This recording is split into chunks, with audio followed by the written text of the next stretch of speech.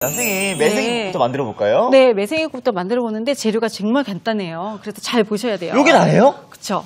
저는 그리고 이제 아무래도 주부님들이 따라하기 쉽게 하다 보니까 네? 어렵거나 복잡한 재료 별로 안 좋아하거든요. 맞아요.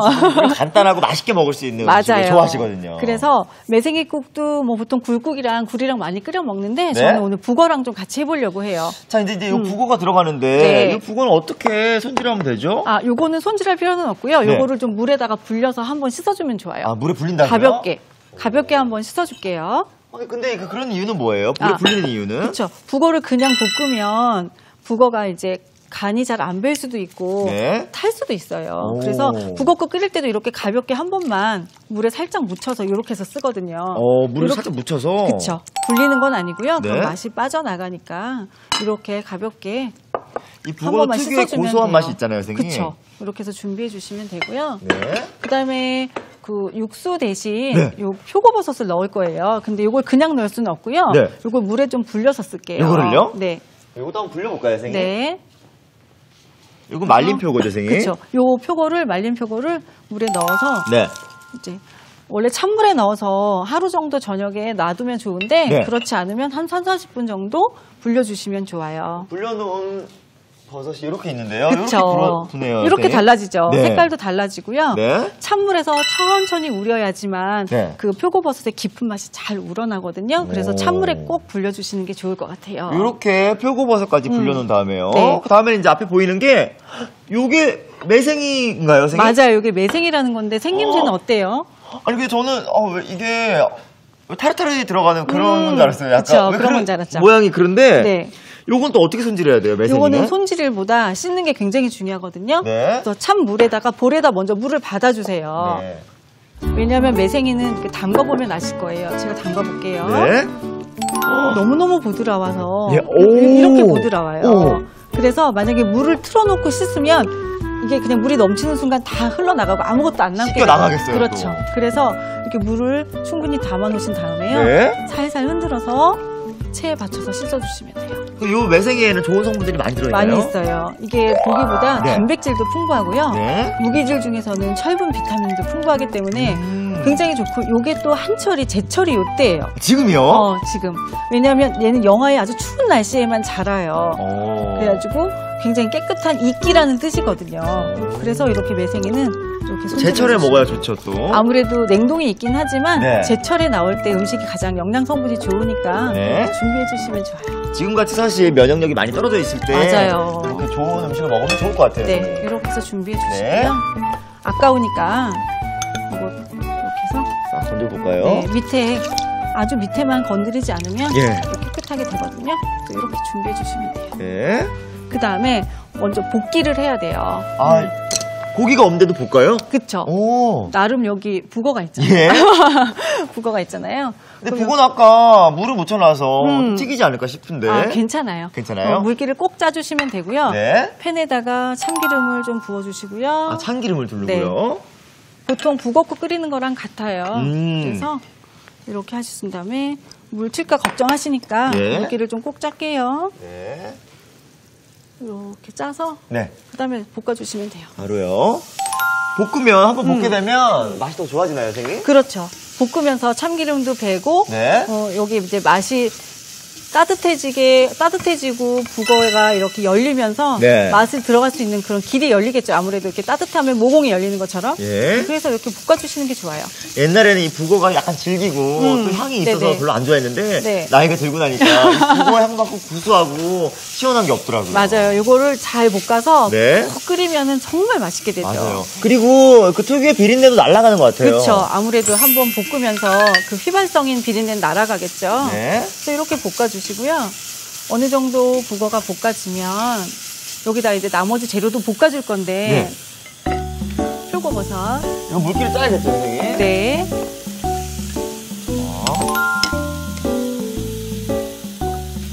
짜면. 네, 이렇게 해서 넣어주시면 될 것 같아요. 어차피 이거 국물은 또 쓸 거니까요. 이 국물을 다시 쓴다고요? 그럼요. 이게 여기 얼마나 맛있는 물이 있는데 버릴 게 없네요. 버리면 안 되죠. 표고버섯 넣고요.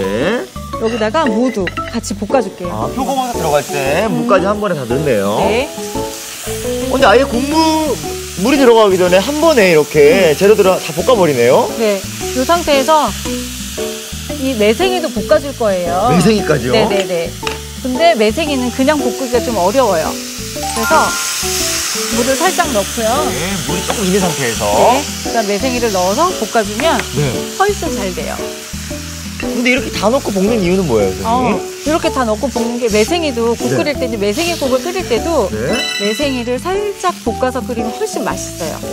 그냥 덤벙 물에 넣는 것보다 한번 볶아서 참기름 맛을 좀 입힌 다음에 해주시는 게 훨씬 맛있거든요. 제가 요리 비결을 꽤 진행했잖아요. 맞아요. 근데 이렇게 보니까 조합이 정말 새로워요.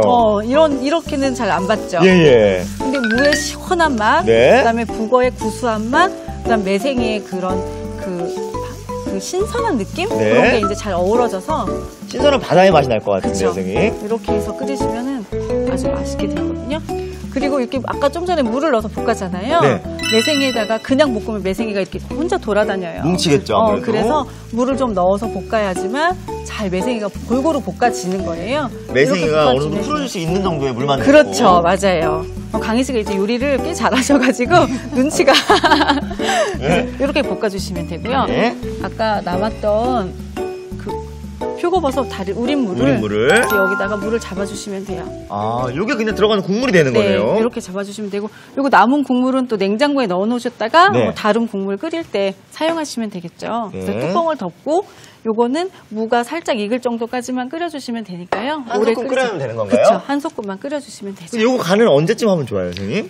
요거 되게 중요한데요. 사실은 매생이국이 실패하는 실패를 많이 했었던 게 뭐냐면 간을 미리 맞추면 안 돼요. 왜요? 간을 미리 맞추면 엄청 짜져요. 매생이국 자체가요? 매생이가 특히 그래요. 선생님, 재료가 익는 동안 다음 요리 만들어 볼까요? 맞아요. 지금 다음 요리는 닭가슴살 꽈리고추 볶음인데요. 요거 한번 만들어 보죠. 선생님, 제가 정말 좋아하는 꽈리고추예요. 그거 좋아하세요? 요게 굉장히 맛이 고소하기도 하고 약간 매콤한 느낌도 나고. 살짝 매콤하고 그다음에 다른 거보다 꽈리고추는 부드럽잖아요. 부드럽고 향도 뭐라 해야 되지? 이게 고소하면서 약간 알싸하다고 해야 되나? 맞아요. 끝으로 갈수록 살짝 알싸하고. 꽈리고추 이렇게 해주고요. 네. 옆에서 이렇게 요리를 도와주면 참 수월하기도 하고 신나고 재밌어요. 사실 혼자 하는 것보다. 그런가요, 선생님? 네, 맞아요. 자, 이렇게 꽈리고추를 준비해봤고요, 선생님. 네. 그냥 담으면 안 돼요. 그래요? 꽈리고추에는 구멍을 좀 내주셔야 돼요. 왜요, 선생님?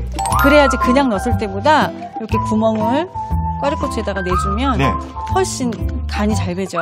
그러겠네요. 그래서 이렇게 도마에다 딱 올려놓고 딱 이렇게 구멍을 내주시면 볶음 요리가 간이 쏙쏙 배서 참 맛있게 되는 거예요. 선생님, 사실 이 볶음 요리에는 그냥 고추보다는 이 꽈리고추가 더 잘 어울리는 것 같아요. 맞아요. 꽈리고추는 이렇게 부드럽기 때문에 씹을 때 그런 보통 풋고추는 되게 뻣뻣하잖아요. 맞아요. 그런데 꽈리고추는 이렇게 착착 감길 정도로 부드럽기 때문에 볶음 요리에는 이게 좋아요. 근데 이걸 닭가슴살로 해보시면 좀 짜지도 않으면서 좀 색다르게 닭가슴살을 드실 수 있을 거예요. 이렇게 이제 꽈리고추가 준비가 됐고요. 닭가슴살을 좀 삶아줄게요. 생으로 먹을 수 없으니까요. 그렇죠. 볶기는 할 거지만 좀 닭가슴살을 좀 삶아서 쓸게요. 닭가슴살을 넣을게요, 그러면. 오늘 두 쪽만 쓰네요, 닭가슴살을. 두 쪽만 해도 굉장히 푸짐해요. 이렇게. 그냥 맹물이에요. 맹물에다가 한 번만 삶아주시면 돼요. 닭가슴살을 기본적으로 익히려면 한 몇 분 정도 삶아내면 되는 거죠? 요거 두 쪽이면 한 15분에서 17분 정도 삶아주시면 돼요. 그렇게 삶아서 이거를 손으로 잘 찢어서 쓸 거거든요. 그래서 선생님 이미 이렇게 삶아놓은 닭가슴살이 있죠? 준비해놨죠. 제가 준비해봤고요. 요거를 이제 어떻게 하면 된다고요? 요거를 손으로 잘게 찢어주시면 돼요. 이렇게 한번 누르면 살이 이렇게 벌어지거든요. 그러면 그 살을 이렇게 잡고 찢어주시면 돼요. 샐러드 찢듯이 좀 도톰하게 드시고 싶으신 분은 도톰하게 해도 되고. 근데 오늘은 한 중간 정도? 너무 두껍지도 가늘지도 않을 정도로만. 조금 이렇게 결이 있게 해야 여기 사이로 양념이 배가지고 간이 배서 맛있어요, 선생님. 그리고 삶으면 또 좋은 점이 있잖아요. 기름기가 빠지니까요. 기름기도 빠지고 누린내도 이미 한번 끓으면서 잡아줄 수도 있고요. 그래서 이렇게 준비해 주시면 좋아요. 자, 요렇게 이제 닭가슴살까지 손질이 완료가 됐는데요. 그러면 요거를 한번 볶을게요. 요게 이제 양념장인가요, 선생님? 양념장인데요. 요거는 제가 맛간장을 만든 건데 네. 토마토하고 표고버섯을 달여가지고 만든 맛간장이고요. 네. 식용유에다가 살짝만 볶아줄게요. 마늘 기름이 살짝 올라오게요. 네, 네. 아무래도 고기니까 네. 마늘을 좀 넣는 게 훨씬 맛있거든요. 맞아요. 그래서 팬이 좀 달궈지면 기름은 조금 넉넉하게 들어나요? 아니요, 살짝만요. 살짝만요. 이렇게 해서 마늘 아시죠? 마늘 너무 센 불에서 마늘을 볶으면 마늘이 향이 나기 전에 타버리는 거. 그래서 적당히 은근한 불에서 향을 낼 거면 네. 은근한 불에서 마늘 향을 좀 내주시는 게 좋아요. 지금 좀 지글지글하죠? 네. 이렇게 해서 마늘을 볶고요. 여기다가 아까 찢어놓은 닭가슴살, 그 다음에 여기다가 후추 정도만 네. 살짝 뿌릴게요. 먼저 후추 정도만 넣고. 네. 그래서 요거를 닭가슴살이라서 네. 채 썬 거랑 젓가락으로 볶아주는 게 좀 편해요. 후추하고 마늘이 들어가서 그런지 약간 매콤하면서 약간 그런 향이 나요, 지금. 네, 맞아요. 이미 익은 닭가슴살이기 때문에 그렇게 오래 조리 안 해도 될 것 같아요. 아, 그런데 이게 닭가슴살 오늘은 그냥 하면은 굉장히 부드럽게 풀어지잖아요. 네. 오늘은 약간 쫀득한 그런 식감을 살리기 위해서 네. 이거를 좀 충분히 볶아줄게요. 네. 센 불에서 충분히 노릇노릇할 때까지 좀 볶아줄게요. 노릇노릇해지죠? 네. 이렇게 노릇노릇할 때까지 좀 볶아줘야지. 조금 색이 날 때까지. 네네, 색이 날 때까지 볶아주시는 게 좋아요. 근데 향이 좋네요, 선생님. 네. 닭에 비릿한 향 없고. 마늘향. 예, 마늘향이 올라오고 있어요. 마늘하고 맞아요. 후추향이. 네. 이렇게만 해도 사실은 누린내는 다 제거가 된 거잖아요. 네. 자, 그리고 여기 제가 맛간장을 준비를 했는데 네. 제가 요거는 어떻게 만드냐면 그냥 일반 간장에다가 네.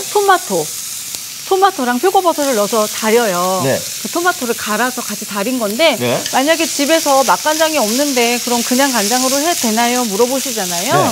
그럴 때는 집에 토마토가 있으면 토마토를 갈아서 한 2스푼 정도 여기다 같이 졸여주시면 맛있어요. 토마토가 들어가서 맛있다고요? 네. 이렇게 해서 이제는 꽈리고추 먼저 볶을게요. 아까 우리가 손질했죠. 꽈리고추 먼저 넣을게요. 넣을까요? 네, 넣어주세요. 약간 구멍을 낸 꽈리고추 넣었고요. 꽈리고추도 살짝 볶아줘야지 더 쫄깃한 식감이 좋아요. 볶아주시고 같이 어느 정도 볶아주면 네. 그 다음에 이제 조림장을 넣을 거예요. 아시겠죠? 조림장을 넣는다고요? 네. 여기다가 조림장을 넣을게요. 다 넣어요, 선생님? 네, 다 넣을게요. 별로 짜지 않아요. 요 간장에 제가 그 토마토랑 표고버섯을 냈기 때문에 많이 짜진 않고요.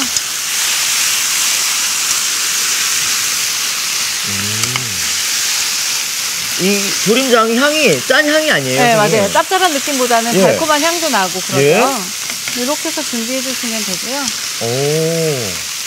네, 불을 살짝 줄였어요. 꽈리고추가 숨은 죽어야 되니까 이렇게 볶아주시고 여기다가 이제 버섯을 넣어주시면 돼요.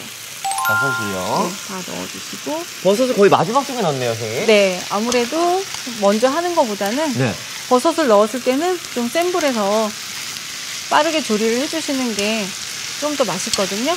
왜요, 선생님? 버섯은 수분이 거의 많아요. 그래서 너무 약한 불에서 하면 수분이 나와서 이게 질어지니까 조림이 좀 센 불에서 볶아주시는 게 좋을 것 같아요. 이렇게 버섯하고 꽈리고추하고 닭가슴살도 있으니까 느낌도 새롭고 그쵸? 어떤 맛일지 너무 궁금한데요, 선생님? 사실 요거 반찬 해놓으면 고기, 야채, 채소 뭐 이런 게 다 들어있으니까 한 끼 반찬에 뭐 국 하나에다 요거 하나만 있어도 김치만 있으면 그냥 근사하게 한 상 차림이 되잖아요. 맞아요. 그리고 맛도 있을 것 같아가지고 어린 친구도 좋아할 것 같아요. 맞아요. 이게 그렇게 맵지 않기 때문에 아이들은 이렇게 버섯이랑 고기를 먹고 어른들은 좀 매콤하게 꽈리고추 집어 드시고 하시면 좋을 거예요. 거의 다 되면 마무리로 이제 고추를 넣고 그 다음에 참기름하고 깨만 둘러주시면 될 것 같아요. 넣어볼까요? 마지막에 고소하게 참기름으로 깨하고 다 됐어요. 불을 끄시고 참기름을 넣은 다음에는 불을 꺼주셔도 돼요. 오래 볶으면 참기름 향이 날아가니까.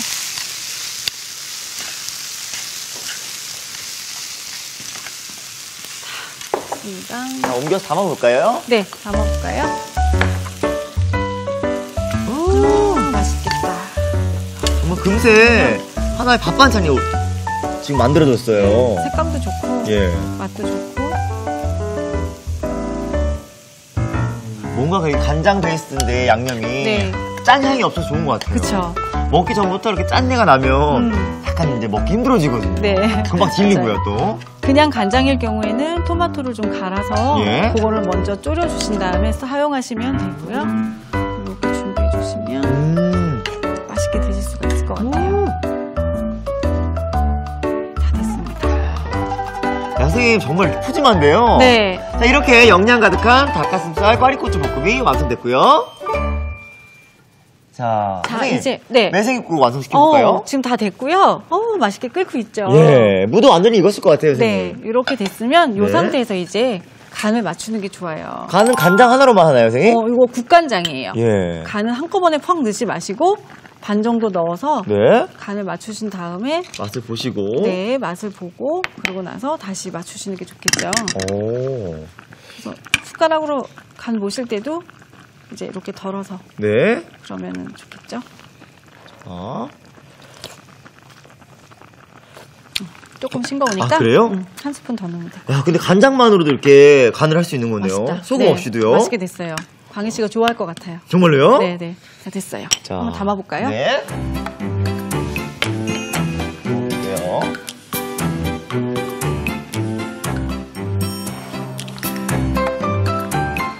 사실 매생이국 안 먹으면 정말 오래됐거든요. 아, 그래요? 평소에 그렇게 많이 좋아하진 않으니까. 아, 그렇구나. 근데 꼭 드셔보시면 좋을 것 같아요. 요즘에 딱 제철 음식이라서. 몸에도 좋다고 하니까. 그럼요. 이렇게 해서 끓여 드시면 국물이 예.